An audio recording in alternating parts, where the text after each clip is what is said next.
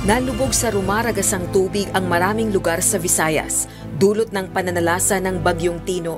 Kani-kanyang paraan ang maraming residente para makaligtas sa tila nagngangalit na pagbayo ng kaligtasan. Ilan sa kanila ang sinira ang bintana para makatawag ng saklolo.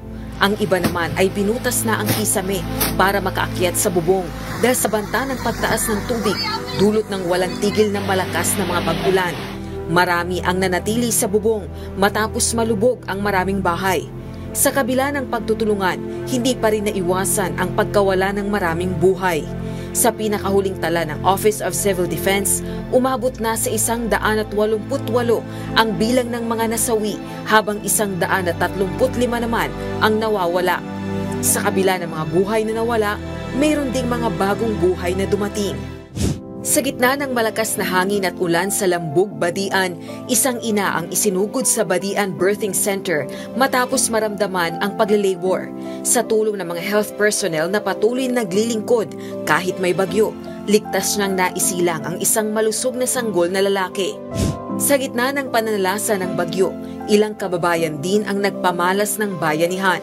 Gaya na lang ng mga rider na ito sa Bacolod City. Sa video na ini-upload ni Brick George Anasta, makikita ang pagtulong ng mga rider sa kapwa nila motorista na halos tangayin na ng malakas na hangin dala ng Bagyong Tino. Isang kagandahang loob din ang ipinakita ng isang vegetable vendor sa Biyasong, Talisay City, Cebu matapos niyang ipamigay sa kanyang mga kapitbahay ang mga gulay na ititinda niya sana sa Tabunok Market.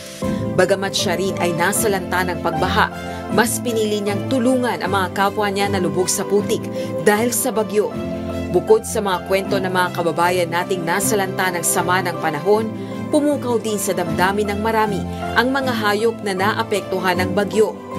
Sa Bacolod, umantig sa puso ng netizens ang aso na si Tigger mula sa Potion Project. Sa kabila ng pagkasira ng kanilang kubo, bumalik si Tigger sa kanyang dating pwesto na para bang naghahanap siya ng kapanatagan sa gitna ng kaguluhan. Dahil sa larawang iyon, dumagsang muli ang tulong para sa nasirang animal shelter. Isang simbolong hindi lamang ng katapatan ng alagang hayop, kundi ng walang kapalit na pagmamahal. Paghupa ng bagyo, nananatiling matatag ang marami sa ating mga kababayan. Gaya ng mga magkakapitbahay na ito mula sa San Remigio, Cebu, kung saan nagtulungang i-repack ang mga natirang tulong na nakuha nila mula ng yanigi ng malakas na lindol noon lamang nakaraang buwan. Ipamamahagi naman nila ang mga ito sa mga kapwa nila biktima ng pananalasa ni Tino. Kasabay ng paghahanda sa bagong bagyo, pilit na bumabangon ang mga biktima ng Bagyong Tino. Pilit na muling mga hawak sa pag-asa na pagkatapos ng unos ay muling sisikat ang araw at muling magpapatuloy ang buhay. Rosa Licoz, UNTV News and Rescue.